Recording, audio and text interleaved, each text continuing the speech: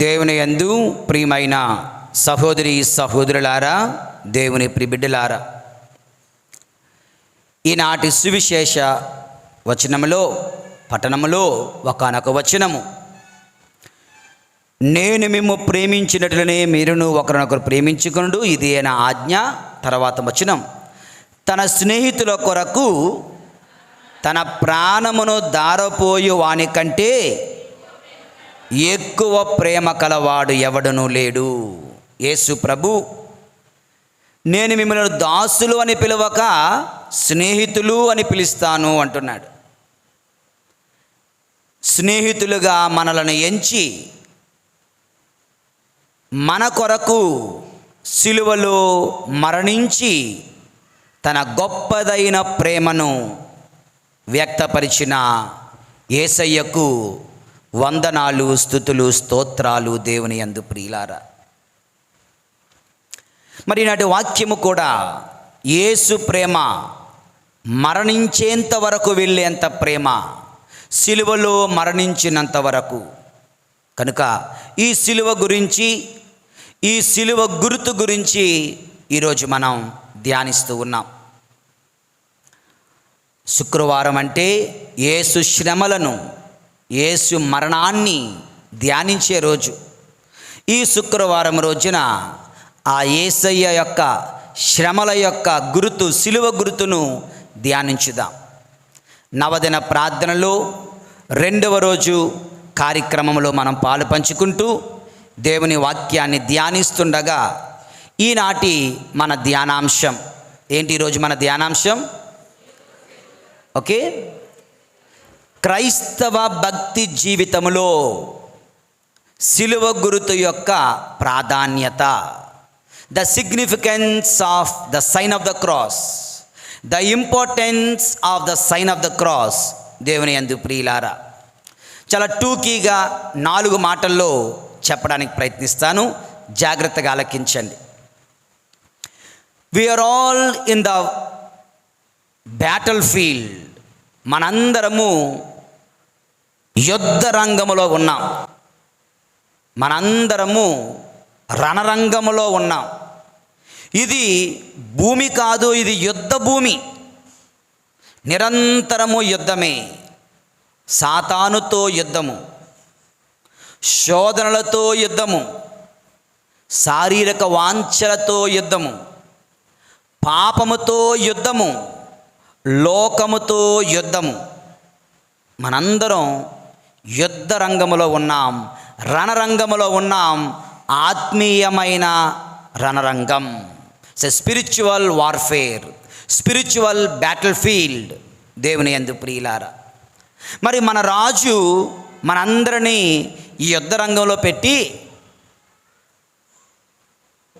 ఆయుధాలు ఇవ్వకుండా యుద్ధం చేయమంటాడా? ప్రపంచంలో ఏ రాజు అయినా, ఏ గవర్నమెంట్ అయినా యుద్ధానికి వెళ్ళండి, మీ తుపాకీలు మీరే పట్టుకుని వెళ్ళండి అంటే కుదరదు కదా. యుద్ధానికి పంపించే రాజే కావలసిన సామాగ్రిని కూడా సమకూరుస్తున్నట్లుగా ఈ యొక్క ఆత్మీయమైన యుద్ధ రణరంగములో ఉన్న మనందరికీ కూడా ఆ ప్రభు కావలసిన యుద్ధ సామాగ్రి, సాతానుతో పోరాడే, పిశాచితో పోరాడే సామాగ్రిని ఆయన మనకు అందిస్తున్నాడు. దేవుని యందు ప్రియులారా, అందులో ముఖ్యమైనది ఈ సిలువ గుర్తు. దేవుని యందు ప్రియులారా, ఒక ఉదాహరణ చెప్పాను, రాజు, సైనికులు. 2వ ఉదాహరణ, గొర్రెల కాపరులు. ప్రభు, నేను మంచి కాపరిని అంటున్నారు. నేను మంచి కాపరిని. మంచి కాపరి తన మందను పచ్చిక బయళ్ళ యొద్దకు నడిపించుకొని పోవును, శాంతికరమైన జలాశయములకు నడిపించుకొని పోవును. ఈ యొక్క కాపరి గొర్రెలను నడిపించేటప్పుడంట 2 వస్తువులు వాడతాడంట. ఒకటి పొడవైన కర్ర, 2 చిన్న కర్ర. పొడవైన కర్రతో ఏదన్నా శత్రువులు అంటే కుక్కలు, మేకలు లేదా కుక్కలు, తోడేళ్ళు, పులులు, సింహాలు వస్తే అదిలించడానికి కొట్టడానికి, పారద్రోలడానికి, భోజనాన్ని కావలసినటువంటిని సమకూర్చడానికి దేవుని యందు ప్రియులారా. ఓకే, చిన్న కర్రతో దారి చూపిస్తాడంట, చిన్నగా అదిలిస్తూ దారి చూపిస్తాడంట, పెద్ద కర్రతో అదిలించలేడు. అలాగే మంచి కాపరైన యేసు ప్రభు, ఆ పెద్ద కర్ర అంటే యేసు ప్రభు సిలువలో మరణించాడు చూడండి, ఆ సిలువ, దాని ద్వారా మనలను రక్షించాడు.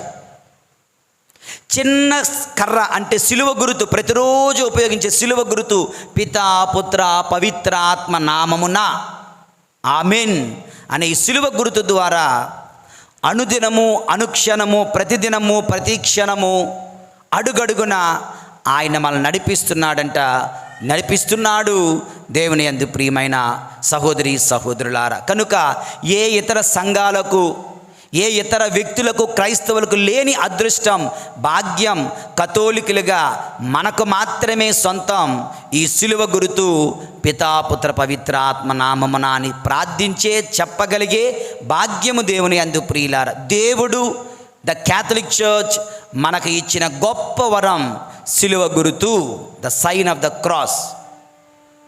వి begin the day with the sign of the cross.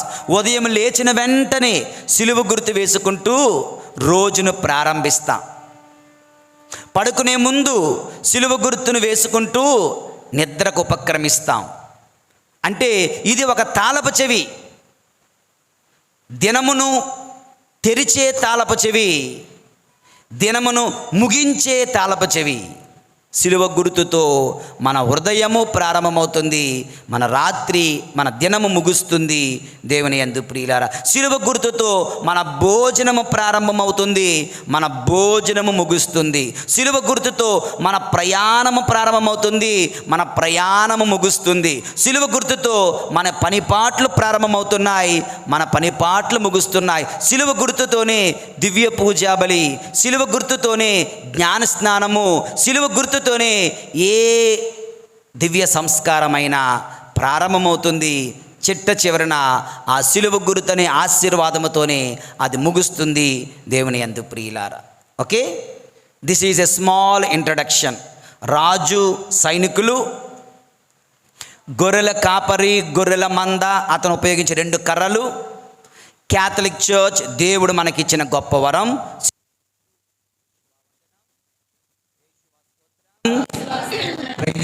Praise the Lord. Praise the Lord. Praise the Lord. Praise the Lord. Praise the Lord. Hallelujah. Hallelujah. Hallelujah. Hallelujah. Hallelujah. Hallelujah. Introduction అయిపోయింది.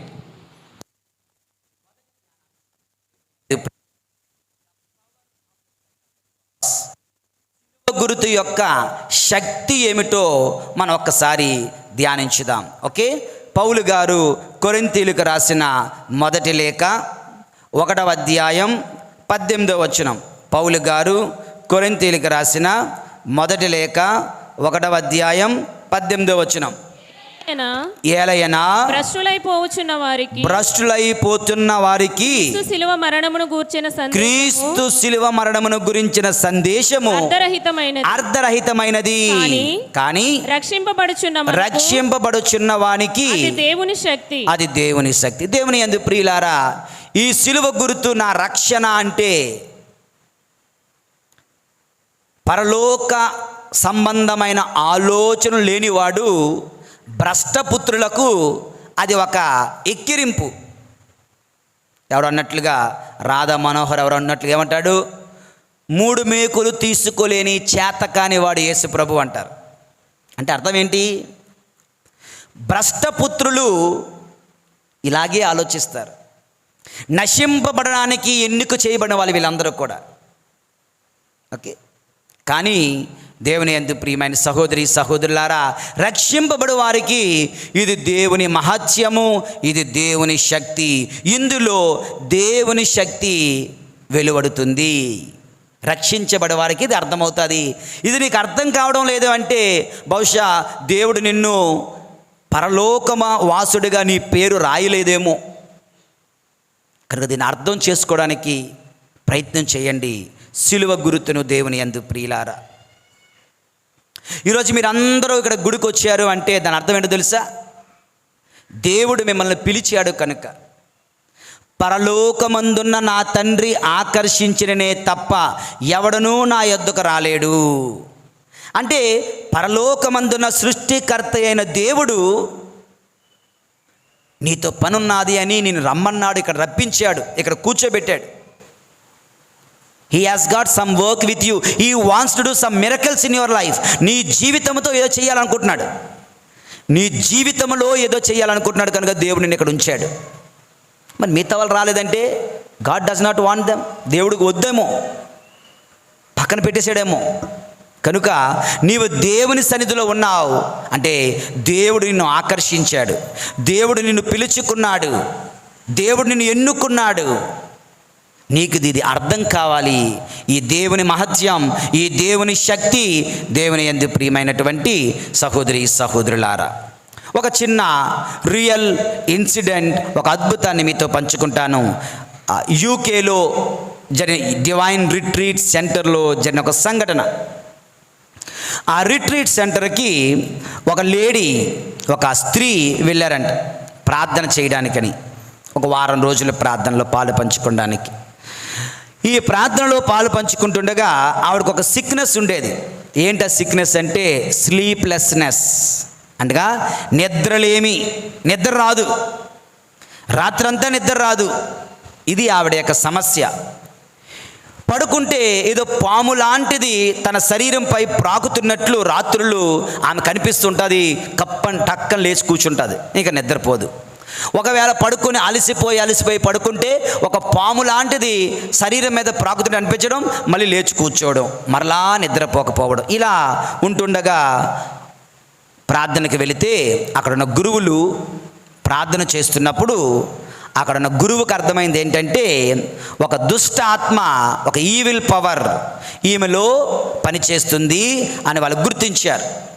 కనుక ఈ దుష్టాత్మను పారద్రోలడం కోసం వాళ్ళు గురువులందరూ వచ్చి, team members అందరూ వచ్చి ఆమెను మధ్యలో పెట్టి ప్రార్థన చేస్తూ ఒక సిలువను తీసుకొని వచ్చి ఆమె నుదుటి నుంచి శరీరం మీద పితా పుత్ర పవిత్ర ఆత్మ అని సిలువ గుర్తు వేశారంట. ఎప్పుడైతే ఆ సిలువ గుర్తు వేశారో ఒక్కసారిగా ఆమె గట్టిగా కేకలు పెడుతూ, గగ్గోలు పెడుతూ, అరుస్తూ కొంతసేపటికి కళ్ళు తిరిగి పడిపోయింది. కొందరు మొక్క మీద నీళ్లు చల్లి లేపితే లేచి కూర్చున్నారు. ప్రశాంతంగా ఉంది. ఏదో చేతిలో బేడీలు విప్పినట్లు, నన్ను ఇప్పుడు వరకు ఎవరో కట్టి పడేస్తే ఒక్కసారి నా యొక్క కట్లు విప్పినట్లు హాయిగా ఉందండి అని చెప్పారు. సో ప్రార్థన అయిపోయింది, పూజ అయిపోయింది, భోజనాలు అయిపోయాయి, ఎవరి గదిలోనికి వాళ్ళు వెళ్ళిపోయారు. ఈవిడ కూడా వెళ్ళింది, పడుకుందంట. ఉదయాన్నే వస్తుందన్నమాట. వచ్చి గొప్ప ఆనందంతో ఎగిరి గంతులేస్తూ, ఫాదర్ గారండి, రాత్రి నేను హాయిగా పడుకున్నాను, మంచి నిద్ర, చాలా రోజుల తర్వాత హాయిగా పడుకున్నాను అంటే ఆ ఫాదర్ గారు చెప్పారంట, సిలువ గుర్తును మర్చిపోకు, ఎప్పుడు కూడా సిలువ గుర్తును వేస్తూ నీ రోజులో అనేక మార్లు సిలువ గుర్తును వేసుకుంటూ నువ్వు జీవించాలి అంటూ ఆ యొక్క ఫాదర్స్ వాళ్ళకు చెప్పడం జరిగిందని దేవుని యందు ప్రియులారా. Sign of the cross is the power of Christ.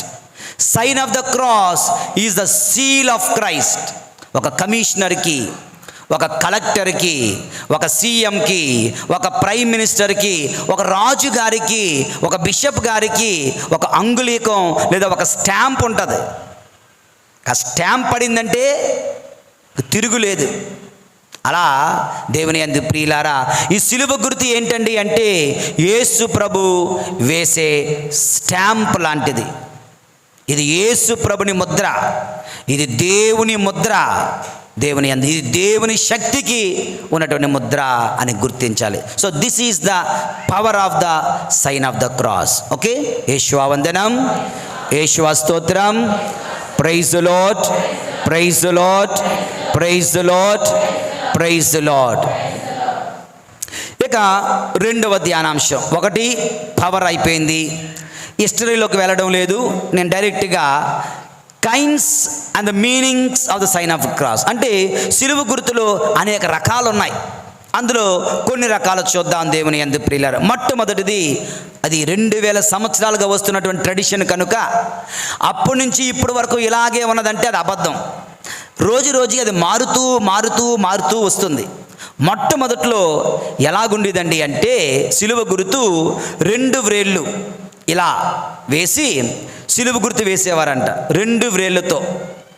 Okay, 2 fingers raised in single hand అనగా దీని అర్థం ఏమిటంటే చేయి ఒక్కటే, 2 వ్రేళ్ళు అనగా మనిషి ఒక్కడే, ఆయనలో మానవత్వం దైవత్వం 2 ఉన్నాయి అని చెప్పడానికి ఈ విధంగా వాళ్ళు సిలువ గుర్తుని వేసేవారంట. అంటే యేసు ప్రభునిలో దైవత్వము మానవత్వము దాగి ఉంది. Is both God and is both man, God and man అని చెప్పడానికి. ఓకే, అందుకే తిరుహృదయం ఫోటో ఎప్పుడు చూసినా యేసు ప్రభు 2 చేతులు ఇలా పైకెత్తి ఇలాగుంటారు. ఓకే, ఇలాగుంటారు కదా, 2 చేతులు పైకెత్తి దేవుని యందు ప్రియులు, నేను దేవుడను, నేను నిజముగా దేవుడను, నేను నిజముగా మనిషిని అని ప్రభు చెప్తున్నట్టు లెక్క. ఇది ఒక అర్థం. నెంబర్ 2, రెండవది దేవుని యందు ప్రియులారా, 2 వ్రేళ్ళు కానీ సిలువ గుర్తులో అంటే ఇలా, అంటే ఒక వేలు ప్రెస్ ఆకారంలో ఉండేదన్నమాట. ఇలాగ ఉండి వాళ్ళు సిలువ గుర్తును వేస్తూ ఉండేవారంట దేవుని యందు ప్రియులారా. ఓకే, ఈ గ్రీక్ లాంగ్వేజ్లో ICXU అంటే జీసస్ క్రైస్ట్ అని అర్థం. అనగా ఈ బ్లెస్సింగ్ ఈ విధంగా వాళ్ళు బ్లెస్ చేసేవారు. అంటే యేసు ప్రభు సిలువలో మరణించినటువంటి యేసు ప్రభు ఆయన గుర్తు ఇది అన్నట్లుగా సిలువ గుర్తుగా చేతిలోనే వాళ్ళు చూపిస్తూ ఉండేవారంట. తర్వాత రోజుల్లో దేవుని యందు ప్రియమైనటువంటి సహోదరి సహోదరులారు, ఇది తర్వాత డెవలప్మెంట్. మరికొద్ది సంవత్సరాలకు ఇదేమైందండి అంటే కొంతమంది 3 వేలుతో బొటన వేలు చిటికిన వేలు మధ్య వేలుతో ఇలా పెట్టి సిలువ గుర్తు వేసేవారంట, పిత పుత్ర పవిత్ర ఆత్మ అని. ఇది ఎందుకండి అంటే ఇది 3 వేళ్ళు పితా పుత్ర పవిత్రాత్మకు గుర్తుగా ఉన్నాయి, త్రియేక దైవానికి గుర్తుగా ఉన్నాయి. ఈ 3 వేలుతో నేను సిలువ గుర్తు వేస్తే త్రియేక దైవాన్ని నేను ప్రార్థించిన వాడిని, త్రియేక దైవాన్ని నేను కొలిచిన వాడిని అవుతున్నాను అన్న ఉద్దేశంతో ఈ 3 వేలతో సిలువ గుర్తును వాళ్ళు వేసేవారంట దేవుని యందు ప్రియులారా. ఈ సిలువ గుర్తును వేసి ఎలాగంటే ఇక్కడి నుంచి గుండెల వరకు కాదు, ఇక్కడ నుంచి వాళ్ళ చెయ్యి ఎంత క్రిందకి వెళితే పొట్ట వరకు నాభి వరకు వేసేవారంట. పితా పుత్రాని పొట్ట వరకు, పవిత్రాత్మ ఎడం చేతి వైపు వెళ్ళేవారు. అంటే పరలోకము నుండి దైవ కుమారుడు ఆకాశం భూలోకానికి దిగి వచ్చాడు. పాపాత్ముడైన నేను పవిత్ర జీవితం జీవించాలి అన్న ఉద్దేశంతో వాళ్ళు ఈ సిలువ గుర్తును ఈ విధంగా వేస్తూ ఉండేవారంట దేవుని యందు ప్రియమైన సహోదరి సహోదరులారా. ఇది 3వ వర్షన్. ఓకే, అంటే మన క్యాథలిక్ ప్రపంచవ్యాప్తంగా ఉంది కదా, ఒక్కొక్క కల్చర్లో ఒక్కొక్క ట్రెడిషన్లో ఒక్కొక్క దేశంలో ఒక్కొక్క పునీతుడు ఈ విధంగా దీన్ని ఎంకరేజ్ చేస్తూ ఉన్నారు. ఇందులో ఏది తప్పు అని కాదు, రైట్ అని కాదు, ఎలాగైనా సరే సిలువ గుర్తును వేయవచ్చు. ఇక the long version of sign of the cross అంటే పొడవాటి సిలువ గుర్తు, అంటే చిన్నగా పితాపుత్ర పవిత్రాత్మ నామం అని అంటున్నాం కదా. నిజానికి దీని ప్రార్థన ఎలాగుండేదంటే, by the sign of the cross deliver us from our enemies, you who are God, in the name of the Father and of the Son and of the Holy Spirit అని పెద్ద ప్రార్థన చేసేవారంట. అనగా దీని ప్రార్థన ఏంటంటే నా తర్వాత చెప్పండి. సర్వశక్తి గల ఓ దేవా, నీ సిలువ గుర్తు ద్వారా నా శత్రువుల నుండి నన్ను విమోచించండి, పితా పుత్ర పవిత్రాత్మ నామమున ఆమెన్ అని చెప్పేవారంట. అంటే సిలువ గుర్తు యొక్క ప్రార్థన ఎంత పెద్దగా ఉండేదంట. సర్వశక్తి గల ఓ దేవా, నీ సిలువ గుర్తు ద్వారా నా శత్రువుల నుండి, అంటే ఆత్మీయ శత్రువుల నుండి నన్ను విమోచించండి, పితా పుత్ర పవిత్ర ఆత్మ నామమున ఆమెన్ అని ప్రార్థన చేసేవారంట దేవుని యందు ప్రియులారా. ఇది 4వ రకపు సిలువ గుర్తు లేదా దాని ప్రార్థన దేవుని యందు ప్రియులారా. ఓకే, సో ఇందులో ముఖ్యమైన అర్థం ముగ్గురు వ్యక్తులు ఒకే దేవుడు, పిత పుత్ర పవిత్ర ఆత్మను ముగ్గురు వ్యక్తులు కానీ ఒకే దేవుడు అని అర్థం. రెండవది ఇందాక చెప్పినట్లుగా పరలోకము నుండి భూలోకానికి దిగి వచ్చిన దేవా, పాపాత్మ నన్ను పవిత్రునిగా మలుచు తండ్రి అన్నటువంటి అర్థం. ఇక మరొకటి, ఇక మనం బైబిల్ చదువుతున్నప్పుడు చెప్తాం కదా, ఇక్కడ నుదుటి పైన, పెదాల పైన, గుండెల పైన మన చిన్న సిలువ గుర్తు బొటన వేలుతో వేస్తాం. దాని అర్థం ఏంటంటే, నా తలంపులను శుద్ధి చేయండి తండ్రి, నా పెదవులను, నా మాటను శుద్ధి చేయండి ప్రభువా, నా హృదయము, నా సెన్సువాలిటీ, నా పంచేంద్రియాలను, నా హృదయాన్ని శుద్ధి చేయండి ప్రభువా అని అర్థం. ఈ విధంగా సిలువ గుర్తుని వేస్తుండగా రకరకాల ఇలాగ స్టార్ట్ అయ్యింది, ఇలాగొచ్చింది, ఇలాగయ్యింది. ఓకే, దాని పెద్ద ప్రార్థన, ఇవన్నీ చెప్పిన నేను. మరి ఇప్పుడు మమ్మల్ని ఎలాగ వేయమంటారండి సిలువ గుర్తు అంటే, మీరు ఎలాగన్నా వేయండి, ఏం తప్పు లేదు. అర్థవంతంగా సిలువ గుర్తు వేయండి, ప్రార్థనాపూర్వకంగా సిలువ గుర్తు వేయండి. ఇది ఒక గొప్ప శక్తివంతమైన ప్రార్థన అని, ఇది ఒక గొప్ప దుష్ట శక్తులను పారద్రోలే ప్రార్థన అని, ఇది దేవుని శక్తి అని, ఇది దేవుని మహత్యమని, దేవుడిచ్చిన ఆయుధమని భక్తితో సిలువ గుర్తు వేస్తే సరిపోతుంది. అది చెయ్యి మొత్తాన్ని పెట్టి వేసిన, 2 వేళ్ళు పెట్టి వేసిన, 3 వేళ్ళు పెట్టి వేసిన, ఎలాగ వేసామన్నది కాదు, ఎటువంటి మనస్సుతో, ఎంత భక్తితో, ఎంత శ్రద్ధతో, ఎంత ఆలోచనాపూర్వకంగా సిలువ గుర్తు వేశావు అన్నది మాత్రం చాలా చాలా ముఖ్యం దేవుని యందు ప్రియులారా. ఓకే, రెండవ ధ్యానాంశముగా మొట్టమొదటిది సిలువ గుర్తు, దాని శక్తి, ఒక అద్భుతం చెప్పాను. రెండవది సిలువ గుర్తు వివిధ రకాలు, దాని అర్థాలు అని చెప్పడం జరిగింది దేవుని యందు ప్రియులారా. యేషువా వందనం, యేషువా స్తోత్రం, తండ్రి వందనం, తండ్రి స్తోత్రం, ఆత్మదేవా వందనం, ఆత్మదేవా స్తోత్రం. Praise the lord, praise the lord, hallelujah, hallelujah, hallelujah. Bible గ్రంథం తెరవండి, ఆది కాండము 3వ అధ్యాయం 6వ వచనం చదవండి ఎవరైనా.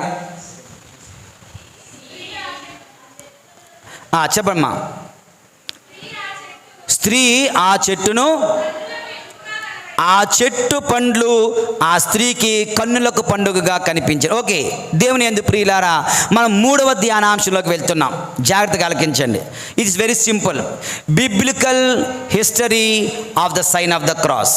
It's like a diving in to the waters. Okay, లేదంటే deep enquiry in to the subject.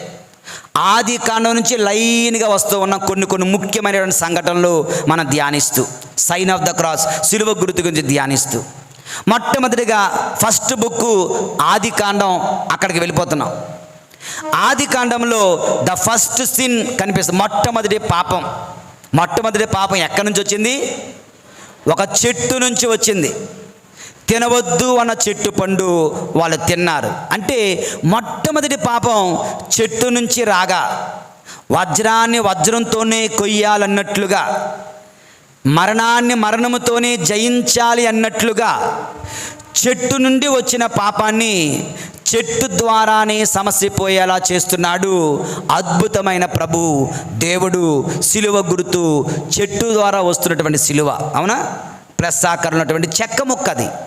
కనుక చెట్టు నుండి వచ్చినటువంటి పాపమునకు మార్గము లేదా పరిష్కారము, సమాధానము, విరుగుడు ఎక్కడండి అంటే మరొక చెట్టులోనే, సిలువ ఆకారంలో ఉన్నటువంటి చెట్టులోనే కలుగుతుంది దేవుని యందు ప్రియులారా.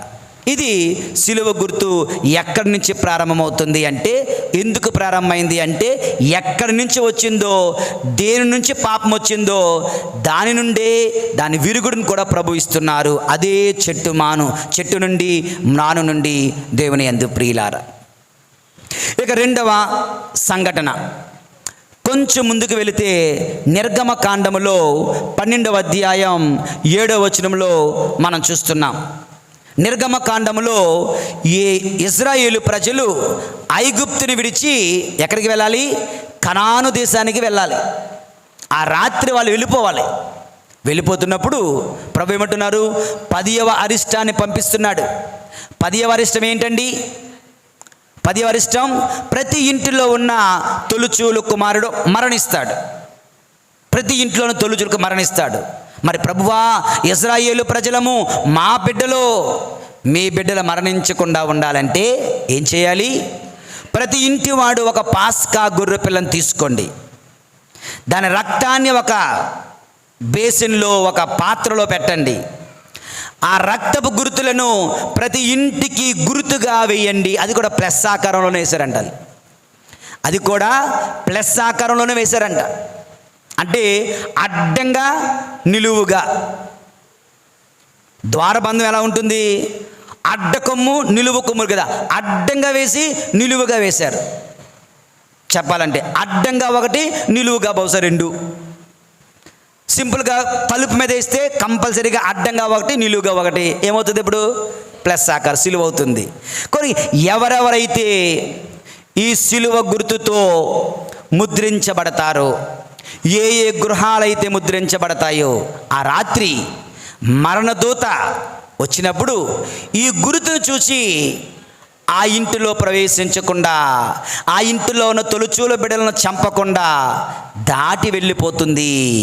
మీరు మరణదూత ఖడ్గము నుండి కాపాడబడతారు, మీరు రక్షింపబడతారు ఈ గుర్తును చూచే. అదే గుర్తు ఎందుకు ప్రభు అలా చేశారండి అంటే, సిలువ గుర్తుకు అది ఒక నీడ లాంటిది. సిలువ గుర్తు గురించే ఈ కార్యక్రమం జరిగింది అని చెప్పవచ్చు దేవుని యందు ప్రియులారా. It's a foreshadow of the sign of the cross. క్రీస్తు సిలువకు ముందుగానే ప్రవచన పూర్వకంగా, ఒక గుర్తు పూర్వకంగా, సూచన పూర్వకంగా ఏర్పాటు చేయబడింది దేవుని యందు ప్రియులారా. మొదటిది చెట్టు, రెండవది ఆ 10వ అరిష్టములో రక్తపు గొర్రెపిల్ల, పాస్కా గొర్రెపిల్ల రక్తపు మరకలు, రక్తపు గురుతులు. దేవుని యందు ప్రియమైన సహోదరి సహోదరులారా, ఇది రెండవది. ఇక 3వ సంఘటన దేవుని యందు ప్రియమైనటువంటి సహోదరి సహోదరులారా, రాజుల గ్రంథంలో అదోనియా అనువాడు అక్కడ ఉంటాడు. సొలొమోను మీద తిరుగుబాటు చేస్తాడు. తానే రాజును అయిపోవాలనుకుంటాడు. అప్పుడు అదోనియాను చంపాలని సొలొమోను ప్రయత్నిస్తే అదోనియా ఏం చేస్తాడో తెలుసా? దేవుని మందసం ఉన్నటువంటి గుడారంలోనికి వెళ్ళిపోతాడు. గుడారంలోకి వెళ్ళి రాజుల మొదటి గ్రంథము 1వ అధ్యాయము 50వ వచనం నుంచి 53 వచనాల వరకు. టైం ఎక్కువ అవుతుందని వాక్యాలు చదవడం లేదు, సింపుల్గా చెప్పేస్తున్నాను, కథ రూపంలో ఆలకించండి దేవుని యందు ప్రియులారా. సో రాజుల మొదటి గ్రంథము 1వ అధ్యాయంలో మనం చూస్తున్నాం, అదోనియా ఏం చేస్తాడంటే, రాజుగారు చంపడానికి వస్తున్నారని ఇతను దేవుని మందసం ఉన్నటువంటి గుడారంలోనికి వెళ్ళిపోతాడు. వెళ్ళిపోయి అక్కడ దేవుని మందసానికి ఒక 2 కొమ్ముల్లాగా ఉంటే ఆ 2 కొమ్ములను పట్టుకొని ఆయన వేలాడుతుంటే పట్టుకొని ఉండిపోతాడు. అక్కడ ఉంటుండగా ఏ రాజు అతన్ని చంపకూడదు అనే నియమం ఉంది దేవుని యందు ప్రియులారా. అది కూడా సిలువ ఆకారంలో ఉంటుందంట, ఇలాగా పట్టుకులాగా ఉంటారన్నమాట పట్టుకొని. కనుక దీని అర్థం ఏమిటంటే, ఎవరెవరైతే ఈ యొక్క దేవుని మందసములో సన్నిధిలో ఉన్నటువంటి సిలువను పట్టుకొని వేలాడతారు, ఏ రాజు, ఏ లోకరాజు, ఏ కష్టము అతనిని నాశనం చేయలేదు అన్న గొప్ప అర్థం ఇందులో కనిపిస్తుంది దేవుని యందు ప్రియమైన సహోదరి సహోదరులారా. ఇది 3వ అర్థం. ఇక 4వ అర్థం చూసినట్లయితే, సంఖ్యాకాండములో, నంబర్స్ సంఖ్యాకాండములో 2వ అధ్యాయము 3వ వచనం నుంచి అదంతా 25వ అధ్యాయం వరకు చదివితే అక్కడ ఒక సంఘటన ఏమిటండి అంటే, మోషే ద్వారా యెహోవా దేవుడు చెప్తున్నాడు. ఏమని? మందసం ఎక్కడ ఉండాలి, మందసం తూర్పుని ఎవరు ఉండాలి, పడమర ఎవరు ఉండాలి, పశ్చిమమున ఏ ఏ గోత్రాలు ఉండాలి, దక్షిణాన ఏ ఏ గోత్రాలు టెంటలు వేసుకొని ఉండాలి అని చెప్తుంటారు. అంటే వాళ్ళు 40 సంవత్సరాలు ప్రయాణం చేశారండి. మందసాన్ని పట్టుకోవడం, ముందుకు వెళ్ళడం, దేవుడు ఇక్కడ ఆగండి అంటే ఇక్కడ ఆగడం, అక్కడ ఆగినప్పుడు మందసాన్ని ముందు పెడతారు, మందసానికి టెంట్లు కడతారు. టెంట్లు కట్టిన తర్వాత మోషే చెప్తాడు, ఇటువైపు వెళ్ళవలసిన గోత్రాల పేర్లు, ఇటువైపు వెళ్ళవలసిన గోత్రాల పేర్లు, ఇటువైపు వెళ్ళవలసిన గోత్రాల పేర్లు, ఇటువైపు వెళ్ళవలసిన గోత్రాల పేర్లు పెడితే వాళ్ళందరూ వెళ్ళి టెంట్లు వేసుకొని ఉన్నారంట. అప్పుడు మనకి ఈ రోజుల్లో డ్రోన్లు వచ్చాయి, హెలికాప్టర్లు వచ్చాయి. ఆ రోజులో కనుక డ్రోన్లు ఉన్నట్లయితే, అప్పుడు ఒకసారి మీకు ఫోటో చూపించాను, మరి అబ్బాయి దగ్గర ఉందో లేదో తెలీదు. సో డ్రోన్లు ఉన్నట్లయితే, ఈగల్స్ ఐ పైనుంచి చూసినట్లయితే ఆ ఇజ్రాయేలు ప్రజలు ఎలాగ ఉండేవారండి అంటే ఎగ్జాక్ట్గా సిలువ ఆకారంలో వారు వాళ్ళ టెంటలు వేసుకునేవారంటే దేవుని యందు ప్రియులారా. అంటే మధ్యలో దివ్య మందసం ఉంటుందంట, దేవుని మందసం నిబంధన పేటిక. అటుప్రక్క కొన్ని గోత్రాలు, ఇటుపక్క కొన్ని గోత్రాలు. చూడండి అక్కడ స్క్రీన్ మీద, ఇటువైపు కొన్ని గోత్రాలు లెఫ్ట్లో, రైట్లో, అప్లో, డౌన్లో ఉంటే కరెక్ట్గా సిలువ ఆకారంలో ఆ 12 గోత్రాల వారు వాళ్ళ యొక్క టెంటులు వేసుకుని ఉండేవారు. చూసారా సిలువ అక్కడ కనిపిస్తుందా? మధ్యలో ఉన్న చూడండి, అది దేవుని మందసము, దేవుని మందిరం. అక్కడ వాళ్ళు బలులు అర్పించేవారు. చూసారా దేవుని ఎక్కడ డాన్ గోత్రము, రూబేను గోత్రము, యోదా గోత్రము, ఆషేరు, అక్కడ పేర్లు కూడా రాసున్నాయి. ఏ గోత్రాలు ఎక్కడెక్కడ టెంట్ వేసుకునేవారు. ఒక గోత్రానికి ఒక గోత్రానికి చిన్న దారి కూడా ఉంచారు. ఈ విధంగా ఇది స్కై వ్యూ చూసినట్లయితే, డ్రోన్ వ్యూ చూసినట్లయితే ఎగ్జాక్ట్గా సిలువ ఆకారంలో ఆ ఇజ్రాయేలు ప్రజలు కూడా వాళ్ళు ఏమంటారు టెంట్లు వేసుకొని ఉంటూ ఉండేవారు. ఇలా 40 సంవత్సరాలు ప్రారంభించారంటే ప్రభు అయిన దేవుడు, తండ్రి అయిన దేవుడు, మహాజ్ఞాని అయిన దేవుడు సిలువను ముందుగానే ఆది కాండంలోనూ చూపించాడు, నిర్గమకాండంలో చూపించారు, రాజుల గ్రంథంలో చూపించారు, సంఖ్యాకాండంలో చూపిస్తున్నారు దేవుని యందు ప్రియులారా. ఇంకా ఈ సిలువ గుర్తును ఇంకా మనం ఎక్కడ చూడవచ్చు చూద్దాం. కీర్తనల గ్రంథము 23వ అధ్యాయం 4వ వచనం చదవండి. ఐదవ ఉదాహరణ చదవండి. గాఢాంధకారపు లోయలలో నేను పయనించినను, నేను ఎట్టి అపాయమునకును భయపడను. ఎందుకనా, నువ్వు నాకు తోడుగా ఉందువు, నీ రాజదండము, నీ చేతి కర్ర. చెప్పండి అందరూ, నీ రాజదండము, నీ చేతి కర్ర. ఇంకోసారి చెప్పండి గట్టిగా,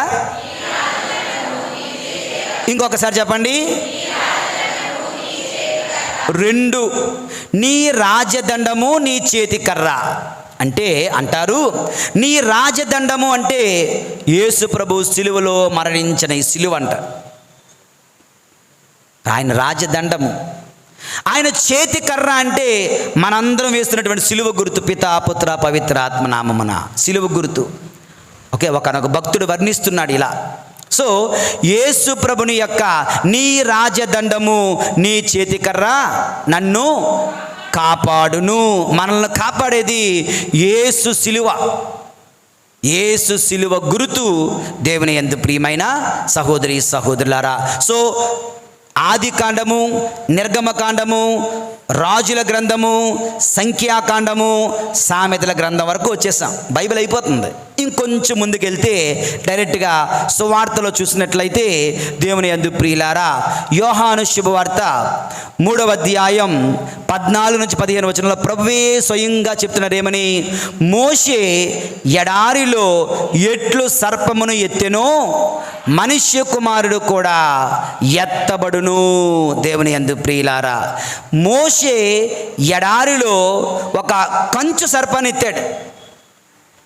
మనందరికీ తెలుసు, అది పాములాగుంది. నిజమైన పాముకు అందులో విషం లేదు, కానీ దాన్ని చూస్తే చాలు పాము కుట్టిన వాళ్ళందరూ రక్షింపడ్డారు, ప్రాణాలు పోసుకున్నారు. అలాగే దోషిలాగా కనిపిస్తున్న యేసయ్య, పాపాత్ముడిలా కనిపిస్తున్న యేసయ్య మన కంటికి అలా కనిపిస్తున్నాడు, కానీ ఆయనలో పాపము లేదు, ఆయనలో దోషము లేదు. ఆ పాపపు విషయము నీలో ఉంది.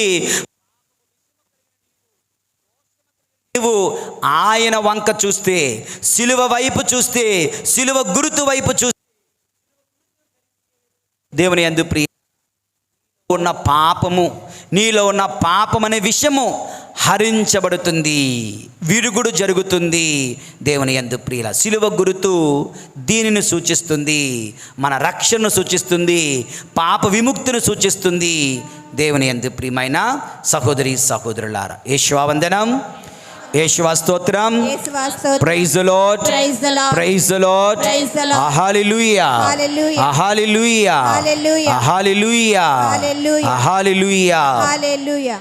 ఇంకొన్ని 2 ఉదాహరణలు చూసినట్లయితే 2 మనకి వెనక్కి వెళ్తే నిర్గమకాండం 17వ అధ్యాయంలో 17:9 నుంచి 12లో అమెలకైట్స్తో అమేలీకులతో యుద్ధం జరుగుతుంది. మోషే కొండకెళ్ళి ప్రార్థన చేస్తున్నాడు. ఎలా ప్రార్థన చేస్తున్నాడు?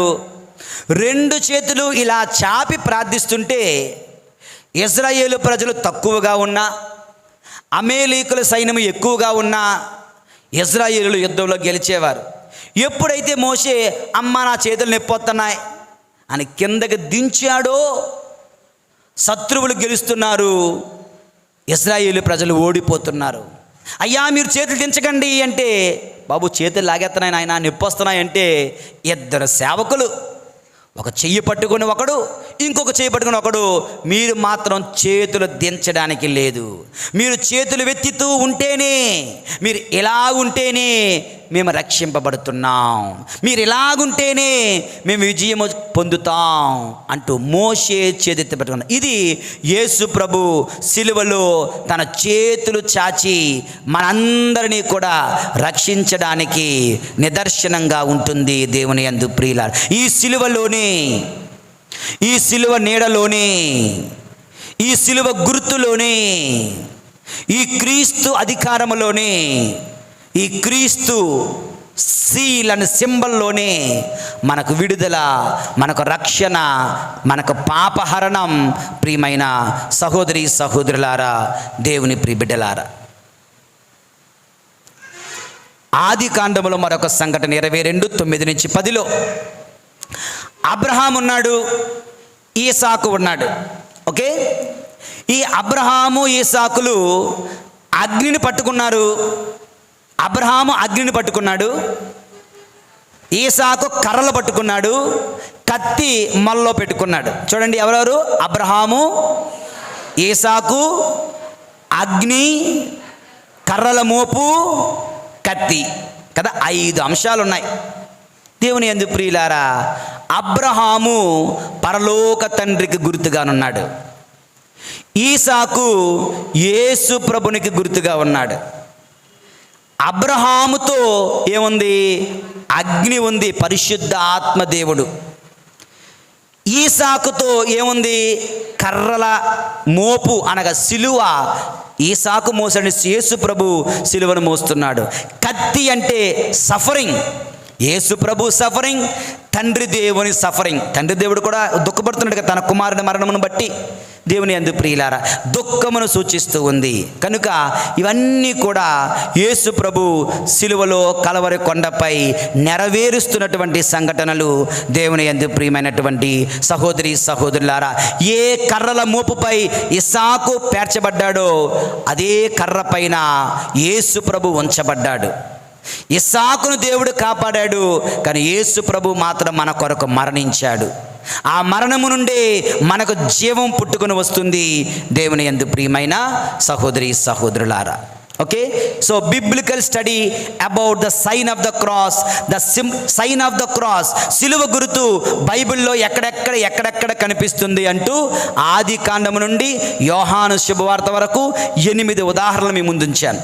ఓకే, యేషువా వందనం, యేషువా స్తోత్రం, praise the lord, praise the lord, praise the lord, hallelujah, hallelujah, hallelujah, హల్లెలూయా.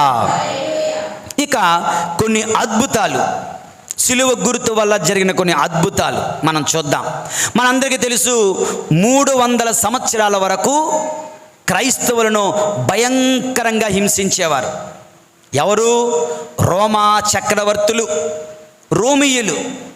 రోమా చక్రవర్తులు క్రైస్తవులను భయంకరంగా హింసిస్తూ ఉండేవారు. ఎలాగండి హింసిస్తూ ఉండేవారంటే ఒకటని కాదు, రకరకాలుగా. ఒకటి, మనుషులను పట్టుకొని కొలోస్యంలో పడేస్తే కింద నుంచి పశువులు లేదంటే సింహములను పుల్లను వదిలితే సింహాలు వెళ్ళి క్రైస్తవులను ముక్కలు ముక్కలుగా చీల్చేసేవి. ఇలా హింసించారు. చాలామందిని తలలు నరికి హింసించారు. మరికొంతమందిని చర్మము వలిసి హింసించారు. మరికొంతమందిని చెట్టుకు కట్టి బాణాలు గుచ్చి హింసించారు, సెయింట్ సెబాస్టియన్. మరికొంతమందిని కర్రకు వేలాడదీసి వాళ్ళపైన నూనెను పోసి నిప్పంటించి ఆ నిప్పు విచ్చిన వెలుగులో నృత్యాలు వేసుకొని డ్యాన్స్ వేసుకొని పండగలు చేసుకునేవారు. ఇలా 300 సంవత్సరాలు క్రైస్తవులు హింసించబడుతుండగా ఈ సిలువ వాళ్ళని రక్షించింది దేవుని యందు ప్రియులారా. ఎలాగండి అంటే ఇది వాళ్ళు వీళ్ళు చెప్పింది కాదు. ఎసుబిస్ అనే ప్రపంచ చరిత్ర రాసినటువంటి రచయిత, క్యాథలిక్ క్రైస్తవుల చరిత్ర రాసిన వాడు కాదు, సెక్యులర్ వరల్డ్ చరిత్రను రాసినటువంటి వ్యక్తి చెప్తున్నటువంటి సంఘటన. కాన్స్టాంటైన్ అనే ఒక చక్రవర్తి ఉండేవాడంట. ఆయన మరుసటి రోజున ఒక పెద్ద యుద్ధానికి వెళ్ళాలి. అవతల చూస్తే గొప్ప సైన్యం. కాన్స్టాంటైన్కి రోమా చక్రవర్తికి సైన్యం తక్కువగా ఉంది. ఇతను యుద్ధంలో ఓడిపోయాడా, రోమీలు పూర్తిగా నశించిపోతారు. ఏం చేయాలో తెలియడం లేదు. దిగులుతో పడుకున్నాడు. పడుకుంటే ఆ రాత్రి ఆయనకు ఒక కల వచ్చిందంట. ఆ కలలో పెద్ద సిలువ ఆయన చూచాడంట. చూచి, ఇదిగో ఈ గుర్తునందు నీవు విజయం సాధిస్తావు, ఈ గుర్తులో నువ్వు విజయాన్ని సాధిస్తావు అన్నాడట. ఆ యొక్క దర్శనంలో ఉదయం లేచారు.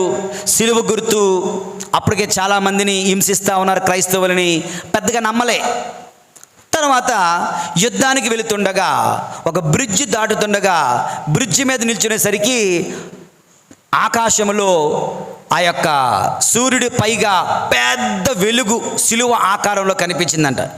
ఈ గుర్తుతో మీరు యుద్ధానికి వెళితే, మీరు కొంచెం స్క్రీన్ మీద చూస్తున్నట్లుగా, ఈ గుర్తుతో మీరు యుద్ధానికి వెళితే మీరు విజయాన్ని సాధిస్తారు. రెండవసారి ఆయన వచ్చేసరికి వెంటనే సైనికులందరినీ పిలిచి యుద్ధాన్ని పోస్ట్పోన్ చేసుకుంటూ ఏం చేశాడంటే, ప్రతి ఒక్కడి సైనికుడు కూడా ఈ గుర్తుతో వెళ్ళాలి అంటూ సిలువ ఆకారంలో కత్తులు, ఆర్మర్స్, డాలులు అన్నిటినీ కూడా తయారు చేయించుకొని అప్పుడు యుద్ధానికి వెళితే ఆ యుద్ధములో ఆయన గొప్ప విజయాన్ని సాధించాడు. దానికి కృతజ్ఞతగా క్రైస్తవుల్ని హింసించను, క్రైస్తవులు మత స్వాతంత్ర్యాన్ని ఇస్తున్నాను, క్రైస్తవులు దొంగచాటున ప్రార్థన చేసుకోకండి, క్రైస్తవులు ధైర్యంగా వచ్చి ప్రార్థనలు చేసుకోండి అనే మత స్వాతంత్రాన్ని ప్రకటించాడు దేవుని యందు ప్రియులారా. సిలువ గుర్తు ద్వారా హింసలను జయించిన యేసు ప్రభు దేవుని యందు ప్రియమైన సహోదరి సహోదరులారా. పునీత పాదువపర్ అంతోని వారి జీవితంలో తెలుసు మనందరికీ అద్భుతాలు మనం ప్రతి మంగళవారం నేర్చుకుంటున్నాం, ధ్యానిస్తూ ఉన్నాం. ఒకడు కావాలని అంతోని వారిని చంపాలనే ఉద్దేశంతో విషాన్ని కలిపి భోజనం పెడతాడు. పాదువపర్ అంతోని వారు ఆ భోజనం తీసుకుని ఆయనకు తెలుస్తుంది అందులో విషం కలిసింది అని క్లియర్గా. ఇది తింటే చచ్చిపోతున్నారు, అందరూ శత్రువులు చూస్తూ ఉన్నారు. పాదువపర్ అంతోని ఏం చేశారు తెలుసా? అంతోని వారు ఆ భోజనంపై సిలువ గుర్తును భక్తితో వేసుకుని, సిలువ గుర్తుని వేసుకొని ప్రార్థన చేసుకొని ఆ విషము కలిసిన భోజనాన్ని హాయిగా తినేశాడు. చచ్చిపోతాను ఎదురు చూస్తున్నా, ఈయన చావడం లేదు. ఇటు విషం పనిచేయలేదా? లేదు, సిలువ గుర్తు పనిచేస్తుంది. సిలువ గుర్తులో విషము సైతము హరించవేయబడింది.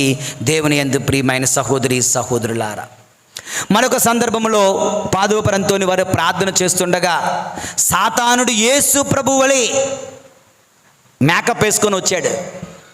అంతోని నన్ను ఆరాధించు అంటున్నారు.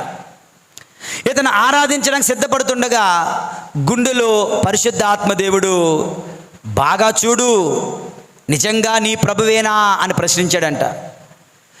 చూడడానికి యేసుప్రభులాగా మహారాజు, కిరీటము, సింహాసనము యేసుప్రభువే. ఎందుకన్నా మంచిది, అది యేసుప్రభువా కాదో తెలియాలంటే సిలువ గుర్తు వేసుకుంటాను అని సిలువ గుర్తు వేయబోతుంటే సాతానుడు ఈ చెయ్యిని గట్టిగా నొక్కి పెడేస్తున్నాడంట. ఈ చెయ్యిని గట్టిగా నొక్కి పెడేస్తున్నాడంట. సిలువ గుర్తు వేయనివ్వడం లేదు. ఏం చేయాలో తెలియటం లేదు.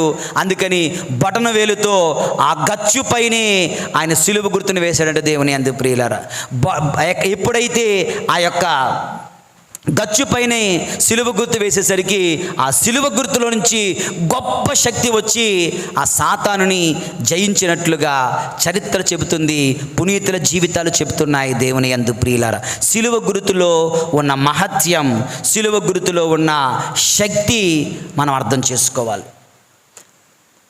ఓకే, మరి ఇటువంటి సిలువ గుర్తును ఎలా మనం స్వీకరిస్తున్నాం? ప్రాక్టికల్ పాయింట్స్ చెప్పి ముగిస్తాను.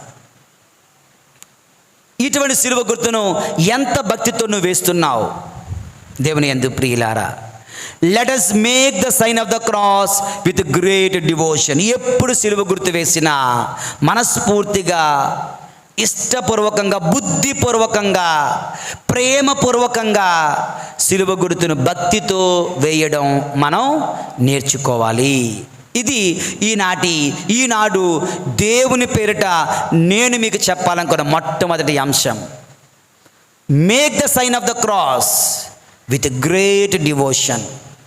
గొప్ప భక్తితో సిలువ గుర్తుని వేయడం మన ఆత్మీయ జీవితంలో అలవర్చుకోవాలి. దేవుని యందు ప్రియులారా. నంబర్ 2, సిలువ గుర్తుని వేసేటప్పుడు ఈ పరమ రహస్యాలను ధ్యానించండి. పరలోకమందున దేవుడు భూలోకానికి వచ్చాడు. పాపాత్ముడైన నేను, దేవా పవిత్రుడిగా జీవించే భాగ్యం ఇవ్వండి.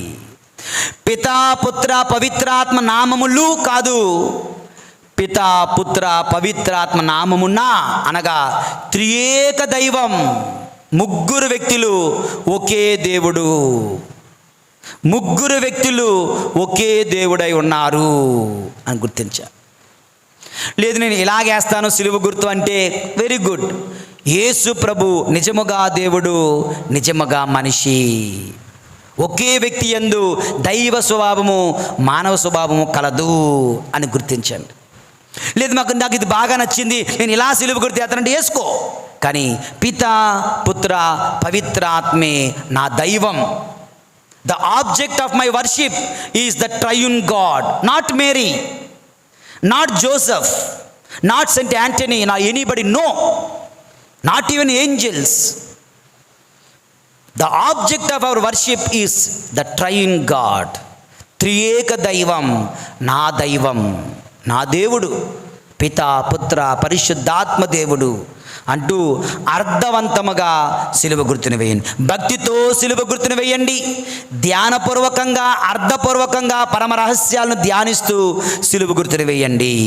దేవుని యందు ప్రియులారా. 3వది, సిలువ గుర్తును మంచము దిగక ముందే సిలువ గుర్తుతో రోజును ప్రారంభించాలి.